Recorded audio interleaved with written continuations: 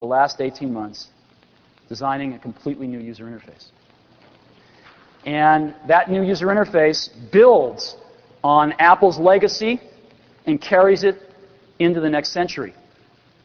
And we call that new user interface Aqua because it's liquid. One of the design goals was when you saw it, you wanted to lick it.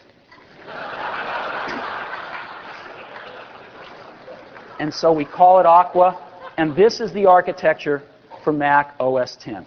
And we are incredibly, incredibly excited and pleased with how this has turned out.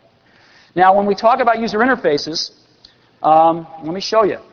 This is it. No.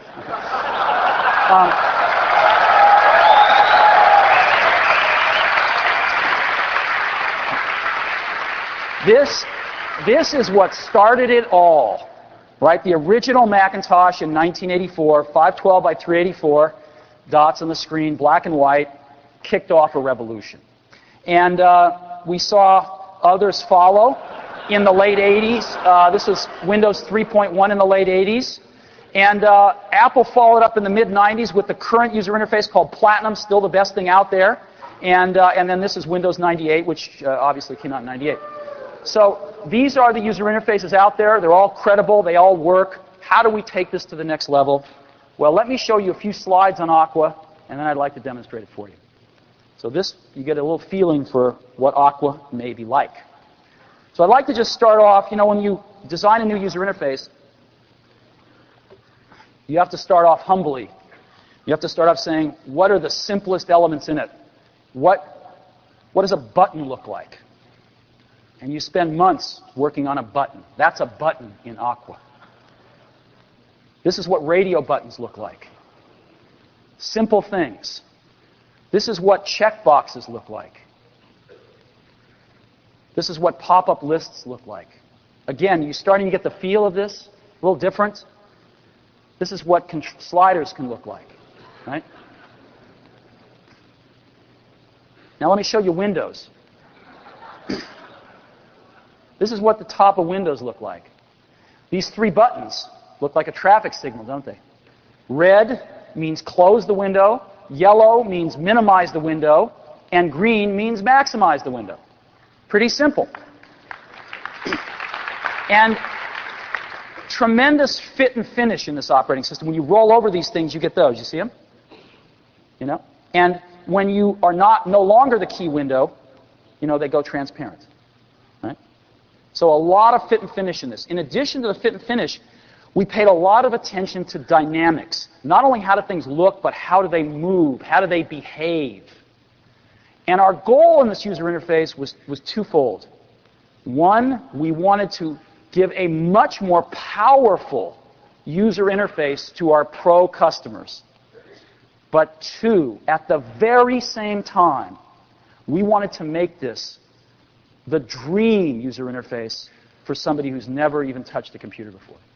And that's really hard to do. It's like when we do films at Pixar.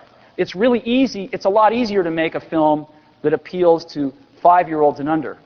But it's very difficult to make one film that 5-year-olds love and that their parents also love. And that was the goal of this user interface, to make it span the range so that our people turning on their iMac for the first time were enchanted with it and it was super easy to use. And yet our pro customers also felt, my God, this takes me to places I thought I could never get to. And that's what we tried to do. We also have proxies built right in, so when you want to drag a document off, you can just drag this little proxy off very nicely. And these are what scroll bars look like. Right? So, let me go ahead and show this to you. If everything works,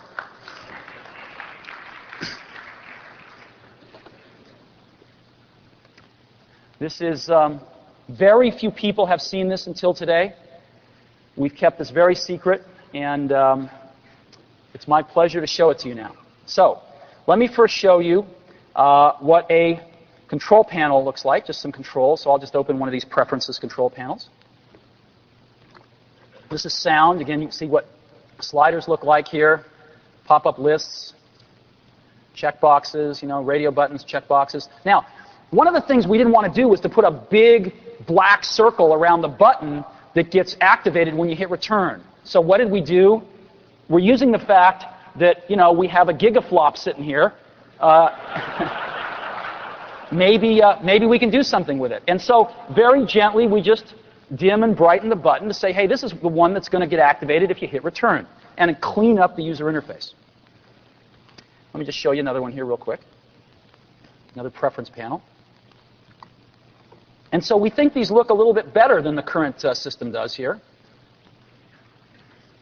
Same sort of thing, right? Very, very simple. So those are some panels. Now I'd like to show you some windows.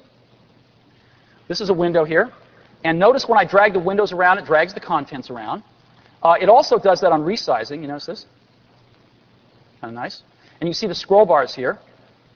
Again, proportional scroll bars. You see what happens when they move. They come and go as necessary. And you can see our 3 buttons at the top here, right? So put the window away, etc. And you'll also notice, let me bring up another one here. You'll also notice that the windows have wonderful shadows on them. Can you see the shadows on the right of this window? Maybe if I bring up a text document, you can see it even better against white. You see that against the white there? Right? See that? Very, very subtle, very nice. And windows don't even need to be the activated window to put them away. These controls, I can roll over and just put this thing away. Right? Very nice. So now what I'm going to do is show you an incredible thing that some of our geniuses came up with. In Mac OS, we'll touch upon this a lot, Mac OS generates a ton of windows, and you get to be the janitor and clean them all up. And one of the most annoying is panels, right? Like a save panel. So you go to save, and a save panel